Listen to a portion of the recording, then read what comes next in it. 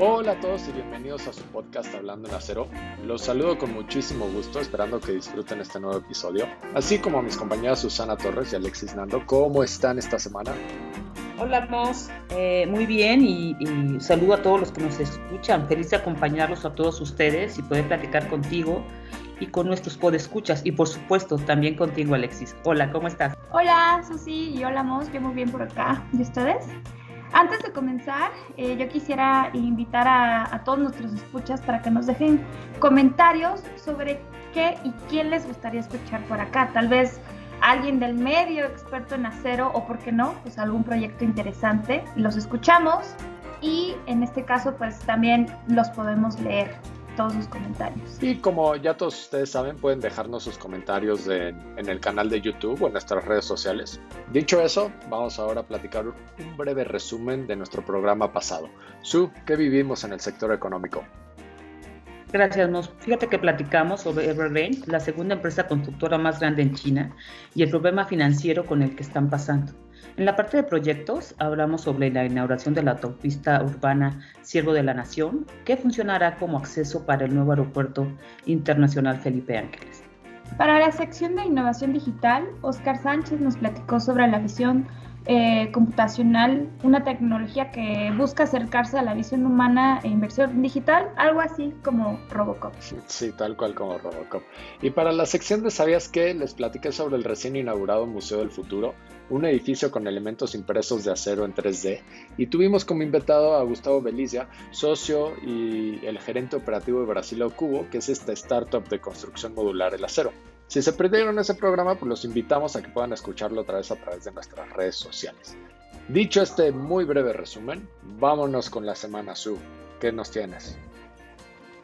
Fíjate, Mos, que en días pasados World Steel actualiza la perspectiva a corto plazo, en la cual pronostica que la demanda de acero crecerá 4.5% en el 2021, después de un crecimiento de 0.1% en el 2020. Para el 2022, la demanda de acero verá un aumento adicional de 2.2%.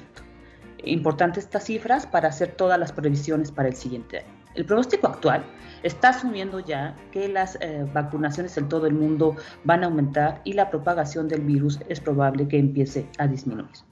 Para China no se espera este crecimiento en la demanda de acero para el 2022, ya que, como hemos comentado, el sector inmobiliario se encuentra deprimido y con una fuerte política del gobierno sobre el reequilibrio y la protección del medio ambiente, por lo que cerraría un 2021 con 1.0%.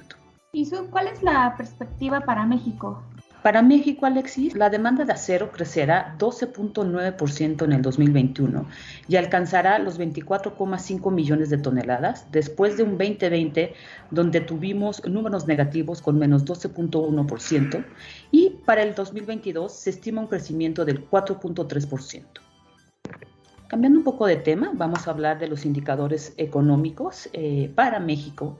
INEGI informa que el indicador mensual de la actividad industrial vuelve a tener un número positivo, aumentando 0.4% en el octavo mes del 2021 respecto al mes previo, y en la comparación anual la producción industrial se incrementa 5.2%. Sui, ¿cómo quedan las cifras por componentes? Por componentes, fíjate, Mos, que el sector de la construcción crece 1.9% y en las de industrias manufactureras 0.2%. En tanto, la generación, transmisión y distribución de energía eléctrica, suministro de agua y gas por ductos disminuye 2.5%. La minería también se redujo con 0.1% durante agosto frente al mes de julio. Y en comparación anual, vimos que para la construcción se elevó 7.6%. Y hablando de proyectos, vamos a hablar del nuevo Parque Cuitláhuac, con la intención de rescatar los espacios verdes públicos en la Ciudad de México. La jefa de gobierno, Claudia Sheinbaum, dio la apertura a la segunda etapa de este Parque Cuitláhuac en la alcaldía Iztapalapa. A diferencia de la primera etapa, que recibió un presupuesto de 135 millones de pesos para su intervención y 42 hectáreas trabajadas, además de muchas otras instalaciones y construcciones, en la segunda etapa se contó con 199.2 millones de pesos y 40 hectáreas restablecidas. De ambas etapas se rescataron 27.2 hectáreas de áreas verdes.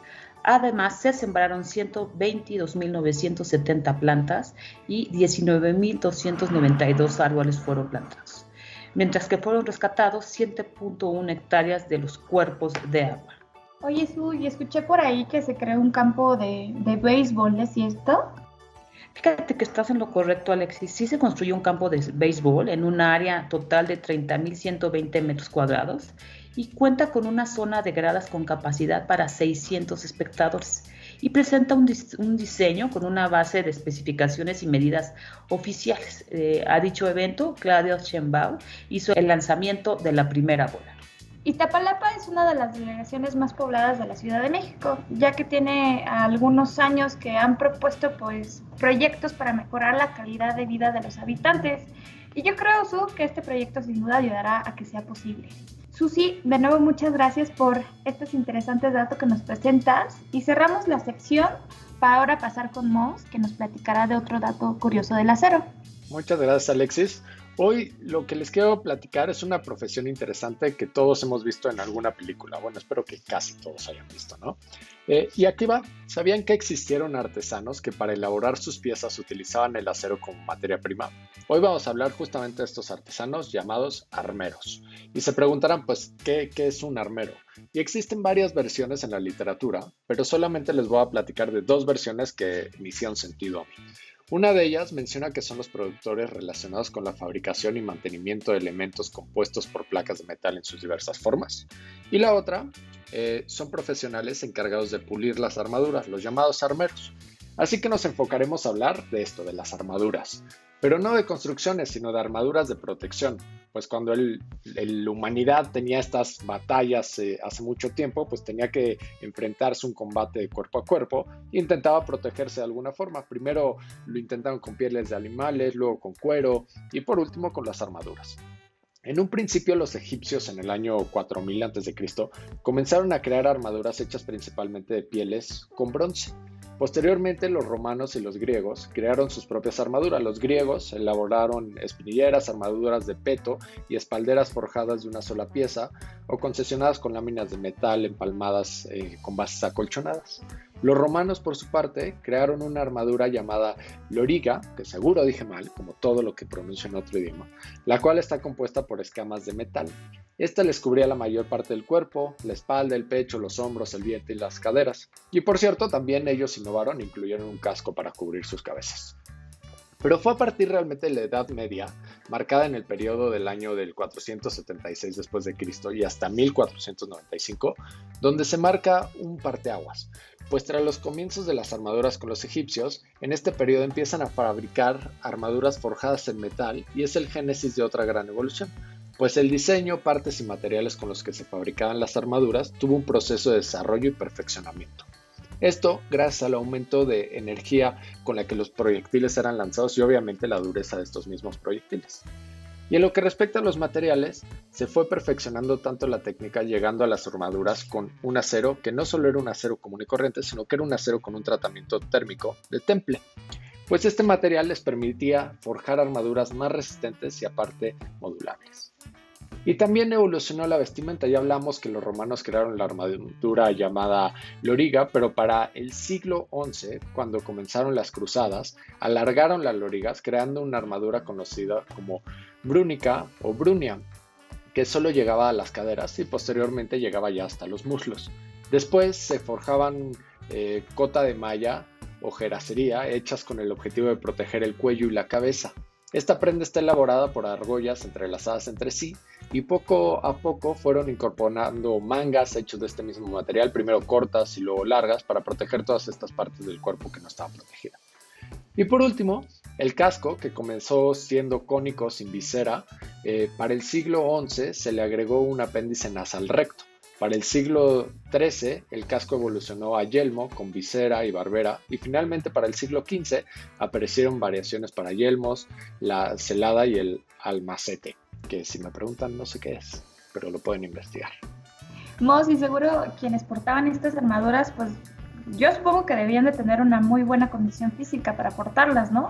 seguramente pues pesaban muchísimo. Sí, en varios de los lugares donde sacaron la información para esto decían que estas armaduras pesaban entre 25 y 30 kilos, habiendo piezas que solitas pesaban 11 kilos. Así que sí, de que tenían condición, seguro tenían condición.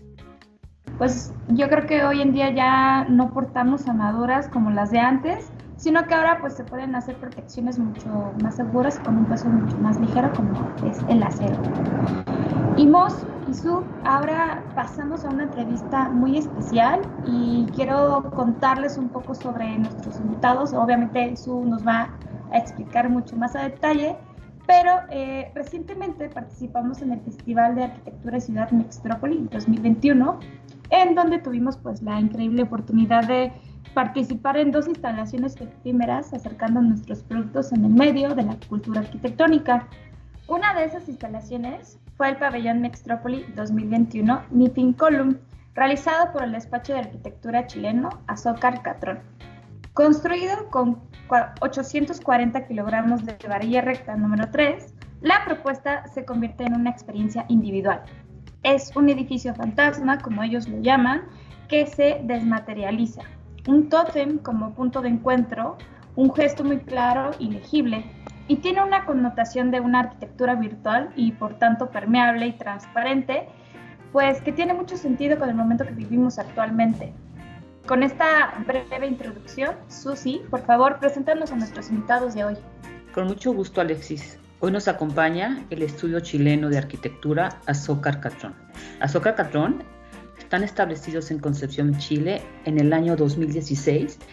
Fue constituido por Ricardo Azócar y Carolina Catrón. Ricardo Azócar obtuvo el título de arquitecto en el año 2015 por la Universidad del Biobío. Carolina Catrón obtuvo el título de arquitectura y el grado de magíster, ambos por la Universidad del Biobío en el 2016. Han recibido numerosos reconocimientos, entre los que destacan en el año 2016 obtener el premio de Obra Revelación por el Colegio de Arquitectos de Concepción en Chile, siendo en el año 2018 parte de la muestra Young Architects en Latinoamérica en la 16ª Bienale de Venecia, Italia. Ya en el año 2019 recibieron el premio de Obra Distinguida de la 21ª Bienal de Arquitectura y Urbanismo en Chile, siendo posteriormente en el año 2020 seleccionados como una de las 20 mejores oficinas jóvenes del mundo por Arc Daily. Recientemente fueron los ganadores del concurso Arquine número 23 con Meeting Column construyendo el Meeting Point de Mextrópoli 2021. Su trabajo ha sido exhibido en bienales y eventos relacionados con la disciplina en Chile, Argentina, Bolivia, Paraguay, Ecuador, Costa Rica, México, Francia, Italia, entre otros. Y han dado conferencias y charlas en universidades e instituciones en Chile, Colombia, Costa Rica, México, entre otros. Ambos académicos en Chile, en la Universidad de Talca, Biobío y San Sebastián. Carolina, Ricardo, muchas gracias por acompañarlos desde Chile. Bienvenidos. ¿Cómo se encuentran? Muy bien, muchísimas gracias por habernos invitado a esta conversación. Estamos bastante contentos de volver a reencontrarnos con ustedes, aunque sea de esta manera virtual, pero estamos contentos porque nos hayan invitado y nos hayan considerado para participar en esta conversación. Muy bienvenidos al programa, Carolina y Ricardo. La verdad es que yo la pasé muy bien con ustedes durante pues todo el Festival del Mextrópoli, porque no solo nos vimos una vez, sino que nos vimos en varios días. Y la verdad es que fue un gusto conocerlos. Y pues esta oportunidad que tenemos en el podcast es para conocerlos un poquito más y que la gente que nos escucha también los conozca un poquito. Y me gustaría iniciar la conversación preguntándoles pues cómo se conocen y cómo deciden armar esta mancuerna para la creación de su estudio de arquitectura. Bueno, con Carolina, hola, a Carlos, a todos, a todas. Bueno, con Carolina nos conocimos en la universidad y terminando cada uno de nuestras carreras, Carolina hay en una doble titulación de arquitecta y magíster, yo terminando mi pregrado, comenzamos a postular de manera bien ingenua, como nuestras primeras ideas e intenciones, y recién saliendo yo y Carolina en ese proceso de titulación, logramos consolidar una primera obra que finalmente fue como el puntapié inicial para nuestra práctica. Entonces, básicamente tuvimos primero el proyecto y después la oficina. O sea, la oficina o Azócar-Catrón fue posterior a que esto se construyó y teníamos que presentarlo en algunas bienales y cosas. Y ahí decidimos como de una manera bien clásica nomás nombrar nuestra oficina con nuestros apellidos. Sí, otra cosa importante es que algo que no sabíamos antes de conocernos es que nuestros orígenes y nuestra historia era bastante parecida en el sentido de que nacimos y crecimos en lugares muy cercanos dentro de una comuna que se llama Coronel. Y cuando estábamos en este proceso de titulación, nos enteramos que un lugar que para nosotros había sido súper importante cuando niños, que es el Humedal Boca Maule, estaba recibiendo escombros, basura, se estaba transformando en una especie de basural clandestino, siendo que colinda con uno de los atractivos naturales más importantes de esa comuna y que coincidía que para nosotros había sido muy importante para nuestra infancia. Y en ese contexto decidimos postular nuestro primer proyecto, que fue 2 torres y un sendero. Armamos la convocatoria, después nos adjudicamos el presupuesto y se construyó ese proyecto.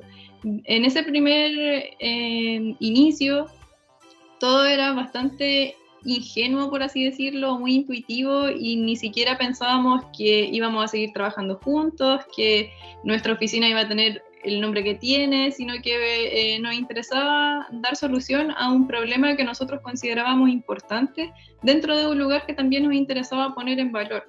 Así es que esa fue la primera motivación bastante genuina de empezar a trabajar juntos, de conocernos. Y bueno, de eso ya han pasado más de 5 años, así es que eso que partió de manera muy intuitiva e ingenua se ha transformado en nuestro proyecto laboral y de vida también. Pues Caro y Ricardo, ya como nos dijeron y también que nos platicaba Susi al inicio, fundan su despacho en el 2016 y han logrado, creo que, posicionarse como uno de los despachos jóvenes más destacados de Chile, ¿no? Podemos, ahorita con lo que nos estaban contando, creo que podemos ver su experiencia en universidades relevantes, ¿no? Creo que de Chile, como la Universidad de Talca.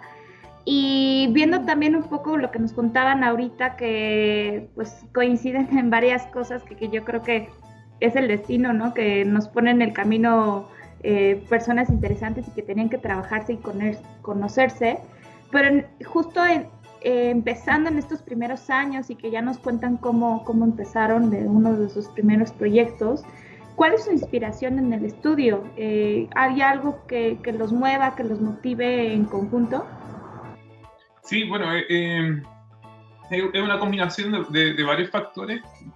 Uno de ellos puede ser este imaginario común. Finalmente, cuando uno trabaja en dupla, en nuestro caso, es como una idea media bicéfala de entender la práctica como creativa, es súper importante lograr aunar qué cosas uno encuentra bellas o cuando algo está bien. Que eso puede ser muy subjetivo, abierto, incluso ambiguo, cuestionable, y todo eso apelativo, pero es sumamente relevante cuando por lo menos uno trabaja en dupla, que es como la génesis del colectivo, estar de acuerdo desde el primer momento. Entonces, bueno, nosotros, como comentaba Carolina, al tener estos orígenes comunes, hay un imaginario en torno a construcciones o objetos que están presentes en el paisaje y que denominamos como internamente como artefactos, que son objetos que están asociados tanto a la industria como a la ruralidad. Pueden ser silos, torres de agua, cabria, etcétera, que finalmente contribuyen para nosotros un lenguaje común que intentamos aplicar después en nuestra obra. O sea, independiente del caso específico que haya que resolver para poder concretar un proyecto, esa primera pregunta de de qué forma va a tener, o de qué color va a ser, o cuál es la geometría que va a tener, entre comillas, está un poco resuelta porque ya hay ciertas ideas dando vuelta constantemente.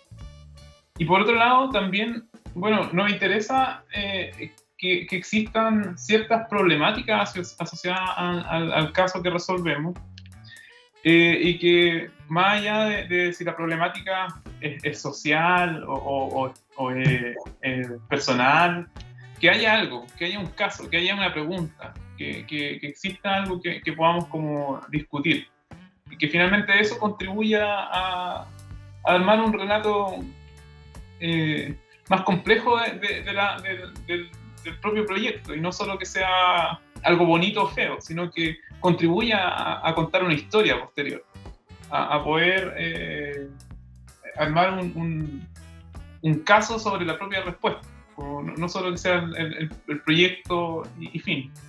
Sí, también siempre vemos una oportunidad en poder habilitar espacios públicos en contextos poco ideales, como el proyecto que comentaba en la pregunta anterior. Decidimos armar esta propuesta en un lugar donde la gente iba a tirar basura. Sin embargo, para nosotros había un potencial genuino en ese lugar, que era el humedal, que era este atractivo natural del sitio. Y nos interesa poner siempre en valor esos lugares que existen en todas las ciudades. No siempre hay un humedal, pero siempre hay un atractivo paisajístico o natural, por pequeño que sea. A veces hay árboles que son relevantes para la ciudad, hay cierta vegetación autóctona probablemente, y en esos contextos, quizá invisibilizados por la propia ciudadanía, nos interesa poder revalorarlos por medio de la arquitectura, y por medio de una arquitectura que no sea invasiva, sino que por el contrario, quizás solo con pequeños elementos por sí solos ya son capaces de configurar esos espacios públicos, pero sí nos interesa que el contexto quizá pueda verse un poco adverso, pero que por lo mismo su reconversión pueda ser aún más significativa para ese lugar donde se emplazan esas obras. Qué interesante, Carolina, lo que comentas acerca de la importancia de revalorar el espacio y tomar en cuenta que el proyecto también cuente algo. Esto nos parece muy interesante. Y quisiera también ahora enfocarme un poco en Arquine. Platícanos un poco cómo decidieron participar en este concurso de Arquine número 23 para la realización del pabellón de Mextrópoli 2021. Bueno, el concurso Arquine, por lo menos desde Chile, se ve como una plataforma sumamente relevante dentro del contexto latinoamericano para poder explorar por medio de un pabellón quizás ciertas ideas que otro tipo de encargo o otro tipo de caso no lo permitiría. Y en el caso del Arquine número 23, bueno, cuando vimos la convocatoria, nos parecía sumamente interesante que, a diferencia de casos anteriores, no era solo plantear como el punto de encuentro para el evento, sino estaba hasta como pregunta extremadamente ambiciosa de decir cómo nos volvemos a encontrar dentro del contexto de la pandemia.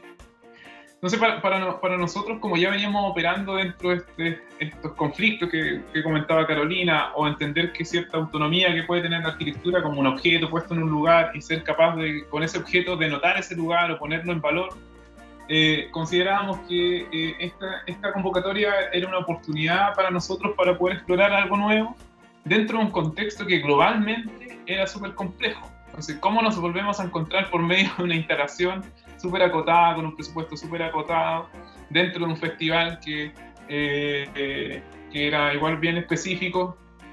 Resultaba atractivo poder proponer algo.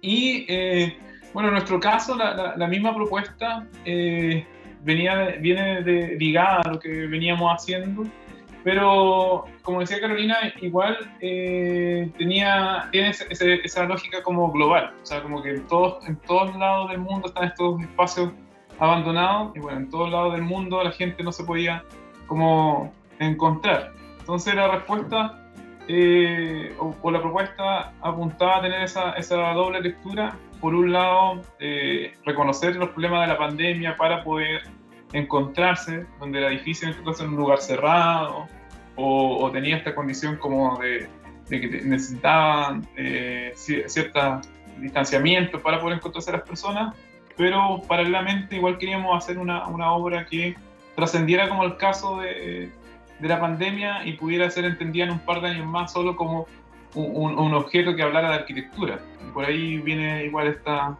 respuesta de que fuera como una columna, que es casi como el arquetipo arquitectónico por excelencia.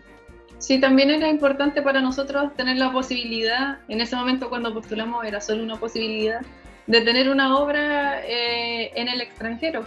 Independiente de la escala que tuviese, eso significaba para nosotros potenciar nuestro currículum y era súper importante. Y bueno, como dice Ricardo también, Mextrópoli tiene asociado ya cierta validación que le dotaba de importancia para nosotros y probablemente para muchos otros arquitectos y arquitectas. Así es que esa es una de las razones también por las que decidimos postular y afortunadamente ganamos, que obviamente cuando uno postula un concurso hay 50 y 50% de posibilidades de perder o ganar, así es que fue sorpresivo en su momento y muy motivador hasta incluso ahora, después de que ya se construyó y se materializó. Así es que parte de nuestras motivaciones era eso también, poder participar en otro escenario que dejara de ser nacional, entendiendo que finalmente las necesidades latinoamericanas tienden a ser bastante similares y los contextos en los cuales trabajar también. Así es que ahí veíamos un potencial de poder llevar parte de nuestra obra hacia otra región. Carolina y Ricardo, bueno, primero, pues muchas felicidades, obviamente, por haber ganado este concurso y haber logrado, pues sí, tener esta obra un poquito lejos de casa, yo diría, ¿no? México está a unos cuantos kilómetros de donde ustedes están en Chile. Eso es lo primero que les quería decir. Y lo segundo es que sí, definitivamente, pues la pandemia, como ustedes comentaron, cambió un montón de cosas, ¿no? Y también cambió la forma de cómo vemos y vivimos los espacios públicos. Y su propuesta pues gira más o menos en torno a un espacio que se adapta justo a este cambio, ¿no? Por un lado está la experiencia individual y al mismo tiempo pues se mantiene en el exterior. Cuéntenos cómo fue para ustedes el proceso conceptual para el diseño y la creación de la propuesta del pabellón, que ya nos comentaron un poquito, pero cómo ya cuando pusieron manos a la obra decidieron hacerlo. Ok, bueno, esa es la parte más entretenida de ser arquitecto, como uno nunca tiene como claridad cuando parte de a qué va a llegar. Pero bueno, el concurso, como comentábamos, igual tenía ciertas restricciones que finalmente, por lo menos para nosotros, son súper relevantes como reconocer al principio. En esa lectura de base hay muchas pistas que, bueno, ahora al ganar uno cree que sí, acertó. Pero siempre uno hace esa lectura cuando revisa un proyecto, y habían dos guiños que eran muy interesantes, que por un lado ya no era el pabellón, sino que era el meeting point, o sea, generar un punto de encuentro, y por otro lado había una restricción como presupuestaria que igual, por lo menos para cómo trabajamos nosotros o en el escenario en el que nos desenvolvemos, siempre es importante considerarla porque define una escala, define una ambición. O sea, el presupuesto igual define ciertas cosas que no necesariamente son prácticas, como decir ya, ¿qué me alcanza? Sino igual hay una idea en torno detrás de eso, que puede ser la austeridad o incluso de que no hay más fondos, o sea, define ciertas dimensiones. Y en ese sentido, con esas dos reglas, o esas dos nociones que había dentro de estas bases que eran súper amplias, porque puede ir desde una aplicación hasta algo construido. Cuando empezamos a trabajar, entendíamos que, bueno, si la idea era generar un punto de encuentro, pero debido a la pandemia no nos podíamos encontrar o reunir en un punto, tenía que apuntar a hacer más una experiencia, como en el sentido de que al relacionarte con la obra, pudiera entender las distintas capas, como que no fuera solo la experiencia de reunirte o de encontrarte, sino de encontrarte con un objeto, de poder interactuar con ese objeto, de interactuar con personas por medio de ese objeto y no necesariamente sentarte, pararte, o etcétera, que es lo que se podría como entender en primera instancia. Y en ese sentido está muy relacionado como al arte, que igual son cosas que a nosotros nos interesan, donde no necesariamente tú interactúas físicamente con una obra de arte. A veces tú solamente la observas o la rodeas, y ya eso genera cierta experiencia. Y en ese sentido sabíamos que, o intuíamos que si lo construido terminaba siendo como algo conflictivo dentro de la pandemia, ¿cómo hacíamos algo que pareciera una construcción, pero a la vez no? Y ahí surgió esta idea de lo fantasmal, o de este fantasma, que nosotros no tenemos una aproximación muy conceptual a la arquitectura, usualmente es como bien física y concreta, pero el desafío estaba cómo poder construir algo cada vez más fantasmal, cada vez más invisible, para poder relacionarse de forma interior-exterior, que no generara este interior hostil donde alguien se podría contagiar, pero al mismo tiempo fuera lo suficientemente construido para que sí se entendiera como una forma. Y bueno, ahí apareció el material y las relaciones que esto podía generar. Y obviamente había que darle forma a ese material o a esa idea, y ahí apareció esta idea de la columna, entendiendo por un lado la vertical, el sentido vertical como este hito, como lo que podía señalar un punto de encuentro, pero al mismo tiempo, que para nosotros igual es relevante, como esta ambición de que finalmente por proporción uno no sabía si era una parte de un edificio, solo un punto de encuentro, un pequeño kiosco, o en realidad era la columna de un edificio que quedó como medio construir. Esa ambigüedad igual creíamos que era como interesante como potenciar para generar como pregunta al final, que igual es parte como de la interacción que uno puede tener como con una obra, que es más ligado muchas veces al arte, que generar esas preguntas. Sí, y en relación a, bueno, la experiencia que comenta Ricardo, para nosotros era muy importante poder observarnos viviendo la pandemia, que era parte de lo que daba luces o lo que daba surgimiento a la propuesta desde el mismo Mextrópolis. Y para nosotros era muy importante poner esa condición en valor, que finalmente era no hablar directamente de coronavirus, pero sí poder observarnos mientras convivíamos con esta pandemia, que en parte era poder vernos con las mascarillas, con el distanciamiento físico, y para eso era súper importante que se diluyeran un poco los límites físicos de la misma propuesta. Por eso desarrollamos esta condición permeable, donde se diluye el interior y el exterior, y las personas forman parte también de la experiencia. Es decir, ver desde afuera cómo entran las personas, cómo se desenvuelven en el interior, desde el interior también poder observar lo que está pasando en el exterior, y quizá uno de los atributos más importantes también era poder observarse a sí mismo por medio del reflejo que está en la parte superior, donde lo que pensábamos que iba a pasar es lo que terminó pasando, que bueno, yo lo mencioné el día de la inauguración. Para nosotros era lo más sorprendente, porque cuando uno plasma eso en una lámina de concurso, nunca está 100% seguro de que eso vaya a ocurrir.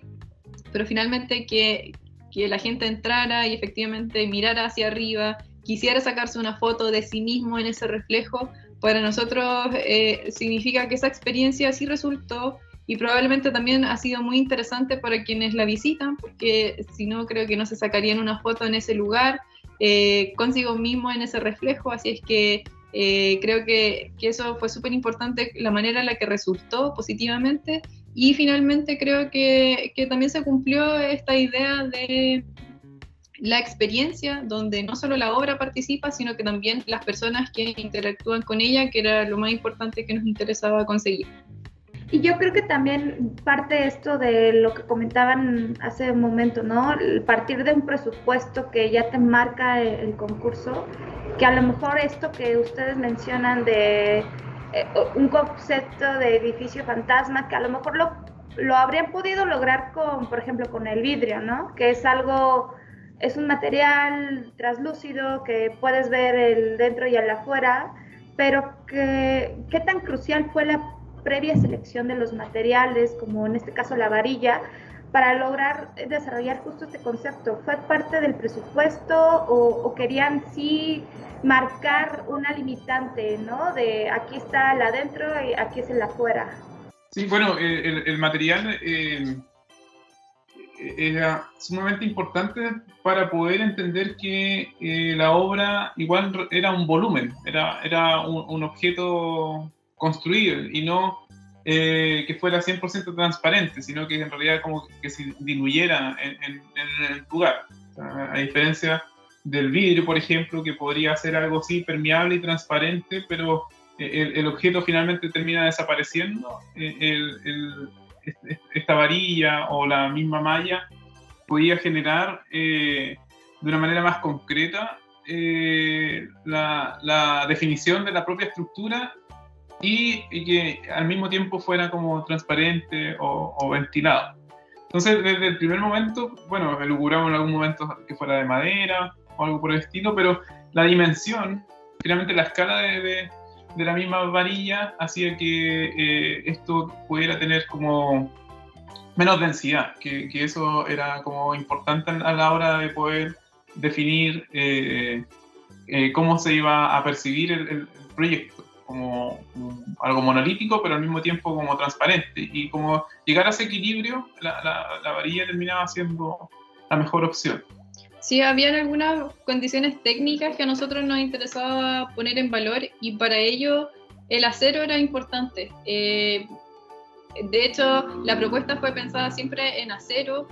La forma en la que se construyó varió, pero siempre fue ese el material que nosotros propusimos, básicamente por dos directrices. La primera es que si bien nos interesaba difuminar los límites entre interior y exterior, que bueno, como dicen ustedes, a lo mejor podría haber sido con vidrio, pero una de las variables quizás técnicas que nos interesaba era generar este interior ventilado, entendiendo que en el contexto del virus, mientras quizá más ventilados estén esos interiores, menos riesgos de contagio, que no nos proporcionaba el vidrio, sino que sí este entramado que logramos materializar por medio del acero. Y otro elemento súper importante para nosotros era la altura, porque finalmente nos importaba que esta estructura fuera reconocible desde la distancia, en el sentido de que si un meeting point no lo puede encontrar, no va a funcionar nunca como un punto de encuentro, así es que era súper importante para nosotros que a la distancia se pudiera ver, que fácilmente fuera reconocible por la gente y que eso propiciara el encuentro per se.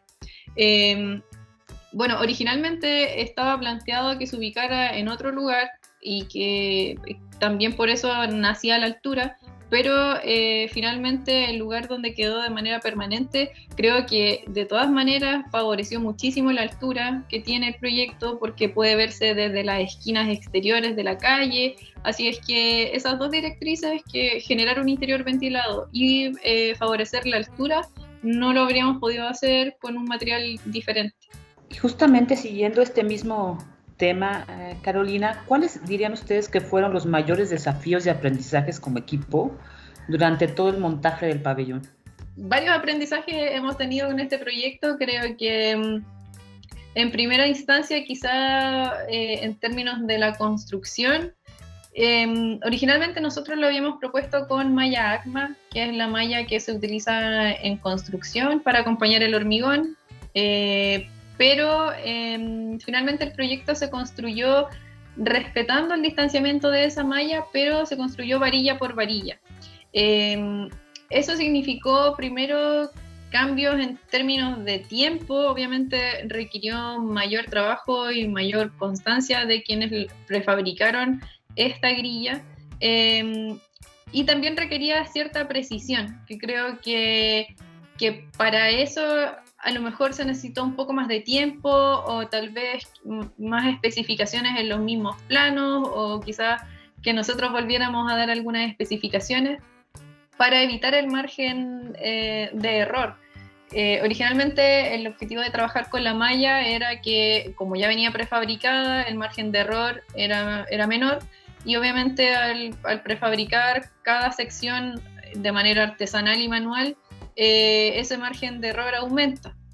Y para nosotros, bueno, era importante que ojalá quedara lo mejor posible construido y quizá ahí debimos haber estado más presentes o procurar que quedara mejor montado quizás, pero aún así creo que la flexibilidad que tiene el acero como material permite subsanar muchísimos problemas que quizás se ven in situ y que a lo mejor con otro material sería mucho más difícil de solucionar. Si es que creo que nuestro aprendizaje quizás va más en el tema de gestión y planificación que asociado netamente al uso de material, por ejemplo, o a las soluciones que propusimos.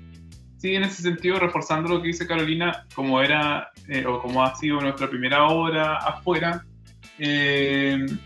obviamente hay cierto lenguaje, bueno, todos hablamos español, que eso es maravilloso, pero cierta quizás manera de operar o de hacer que uno ya tiene como resuelto en el contexto donde nos desenvolvemos, y es un desafío salir de la zona de confort en la que estamos, confort entre comillas. No sé si la arquitectura es tan confortable per se como profesión, como oficio, pero desenvolvernos en otro país obviamente genera los desafíos que dice Carolina, y ahí uno igual como arquitecto hay que aprender para el futuro poder desenvolverse quizás de mejor manera, en el sentido de procurar llevar hasta el límite el espíritu del proyecto, que de repente tiene relación con cosas que pueden ser más cercanas como a lo ingenieril o a lo técnico,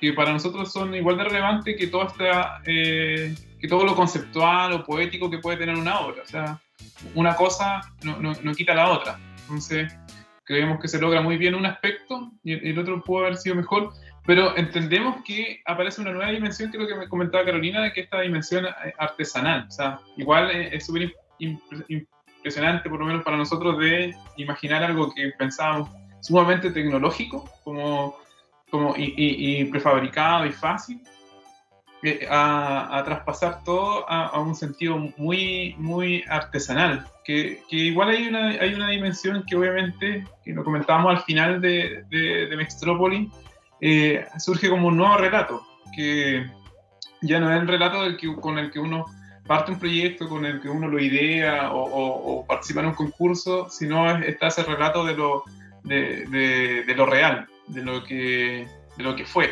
tanto como puede ser el emplazamiento, que estaba pensado para, en primera instancia, estar en la Alameda Central.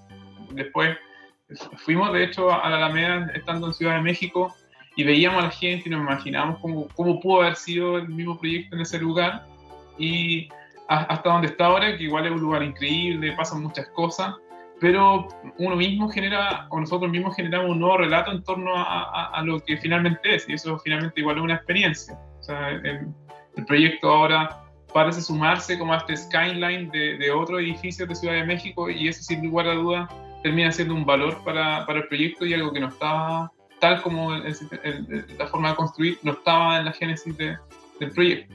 Pues Carolina y Ricardo, una vez más me gustaría felicitarlos. La verdad es que yo pude vivir de primera mano la obra, y la verdad es que me fascinó en todos los sentidos. Yo no me había percatado al principio de esta parte artesanal hasta que ustedes me lo hicieron ver, y cuando me lo hicieron ver le puse otro sentido encima a lo que ya había percibido, porque una vez que me dijeron esto me puse a analizar todo el trabajo que implicó, porque implicó muchísimo trabajo artesanal, como ustedes dicen, para llevarlo a cabo, ¿no? Entonces lo ves con unos ojos diferentes. A mi punto de vista, yo creo que le agregó carácter a lo que de por sí ya era una cosa genial, ¿no? Y pues una vez más, con esto y todas las adaptaciones que ustedes hicieron, pues muchas felicidades, porque quedó súper bien. Gracias, muchas gracias. Sí, bueno, Teresa Moller comentaba un poco eso, que era como una gran artesanía. Teresa Moller estaba en la inauguración, una paisajista súper destacada en Chile, lanzó un libro ese día, y nos comentaba que aparecía esa gran artesanía, que en Chile igual es algo muy constante. Entonces, parte como de ese aprendizaje que nos preguntaba Marta, igual es poder hacer esas nuevas lecturas, o sea, lecturas quizás un poco más sutiles, que es parte del aprendizaje, que no es solo enviar los planos y una especificación, sino hay otras lecturas que tiene la obra que uno, en el contexto en que nos desenvolvemos, las tiene manejadas porque sabes con quién va a trabajar, dónde va a estar, etcétera. Entre comillas, hay un mayor control de esos aspectos. Pero al tener una obra afuera, aparece esa otra dimensión, cultural incluso, que igual no es malo ni bueno, es una condición preexistente. Y eso, por lo menos para nosotros como arquitectos, como jóvenes profesionales, igual es sin lugar a dudas un aprendizaje súper grande. Definitivamente, y la verdad es que por lo menos a mi punto de vista fue muy enriquecedor conocerlos ustedes, conocer su obra y todo lo que hacen, ¿no? Y esta plática también ha sido muy enriquecedora en ese sentido. Pero todas nuestras pláticas al final las cerramos con una pregunta que le preguntamos a todo el mundo que viene al programa. Y es para conocerlos un poco más a fondo, pero como ustedes, como personas, ya no tanto en la vida profesional. Y la pregunta es, ¿qué les gusta hacer en su tiempo libre fuera de la oficina? Y nos hemos topado con todo, ¿no? Personas que cocinan, que caminan, que hacen bicicleta, tocan música. ¿Ustedes qué hacen? Bueno, nos gusta el cine, vemos hasta películas. En general somos bien nerd, así que todo está como olvidando cosas nerd. Disfrutamos también mucho caminar en nuestra ciudad. Nosotros somos de Concepción, que es una ciudad que está al sur de Chile. Y bueno, una de sus particularidades es que es una ciudad muy caminable. Puedes recorrerla de principio a fin solo caminando y a través de eso encontrar distintos paisajes hasta llegar a un río que es uno de sus límites físicos. Así es que también esa es una de las cosas que cada vez que tenemos algo de tiempo libre, que no es tanto, no tenemos tanto tiempo libre lamentablemente, pero cada vez que podemos recorremos nuestra ciudad, nos gusta mucho y lo que sí hacemos bastante, tal como dice Ricardo, es ver series y películas. Hemos visto ya todas las que han recomendado en el último tiempo, me imagino que quizás ustedes también, así es que a veces se nos pasa mucho la hora viendo principalmente capítulos de series. Sí, pero caminar es una buena actividad que hacemos como de manera bien libre, e incluso coordinamos de repente alguna reunión caminando. Caminemos en línea recta hacia tal punto y mientras caminamos conversamos sobre lo que hay que conversar entre nosotros y quizá algún tercero, más que volver a encerrarse o estar frente al computador o encerrarse en una sala de reuniones, etcétera.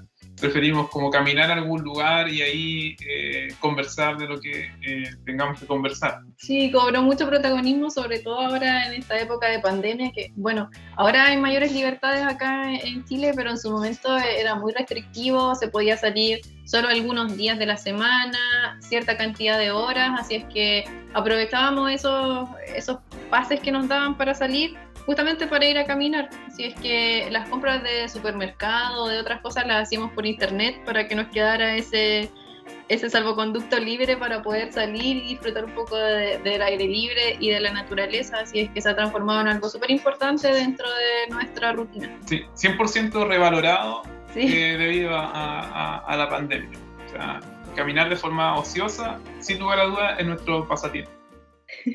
Una excelente inversión a estos pases de tiempo que les daban. Creo que yo también los hubiera utilizado de una manera parecida. Yo también amo caminar. Pues bueno, Carolina y Ricardo, muchísimas gracias por acompañarnos. La verdad es que es un honor el haber podido participar juntos en el pabellón de Mythic Column y aparte escuchar sus voces, las voces de estos arquitectos jóvenes latinoamericanos y de verdad me siento muy honrado porque nos hayan acompañado el día de hoy. Muchas gracias. Muchas gracias a ustedes por habernos invitado, por haber asistido también a la inauguración de nuestro pabellón. Ahí nos conocimos y compartimos, así es que muchas gracias por volver a recordarnos y hacernos esta invitación por medio de correo, así es que estamos muy agradecidos y contentos de que se sigan acordando de nosotros. Sí, y por sobre todo también de haber sido parte del desarrollo de Mythic Column, sin lugar a dudas, sí, usted y obviamente el trabajo de Ana Adrià y todo el equipo de Mixtrópolis y de Invencible no hubiese sido posible. Así que 100% de acuerdo con lo que dice Carolina y agradecer esa voluntad por apostar por una obra que quizás sale del área en el que se desenvuelven, pero sin escatimar en eso, no se hubiese logrado sin el apoyo de ustedes, y ojalá poder volver a encontrarnos en México con otro proyecto, o por qué no ver si Meeting Column aparece en otra instancia, no lo sabemos. Pero, o si ustedes vienen a Chile. O si ustedes vienen a Chile, pero sería genial poder encontrarnos en otro momento. Así que agradecer igual. Pues nosotros más que encantados de volverlos a ver, y por qué no también en Chile, y como ya lo dijeron, pues ver si este pabellón se puede trasladar a otros lados. Y pues igual me dio muchísimo gusto conocerlos en persona y que sigamos en contacto. Muchas gracias por esta entrevista, que es muy increíble, y yo creo que también nos da a todos una perspectiva de cómo podemos utilizar el acero de diferentes formas, no nada más como edificios tal cual marcadísimos en la construcción, sino que se pueden hacer instalaciones efímeras como el Meeting Column.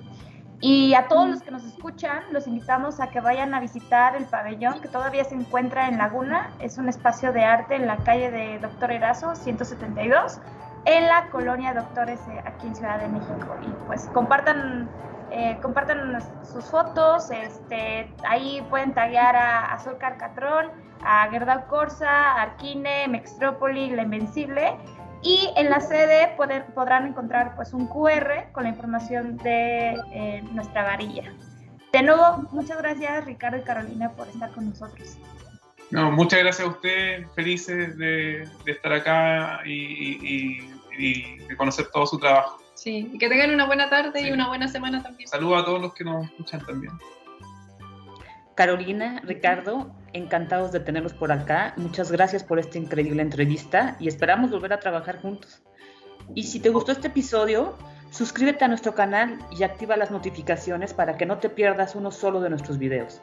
Gracias a todos por escucharnos, cuídense y recuerden que juntos moldeamos el futuro.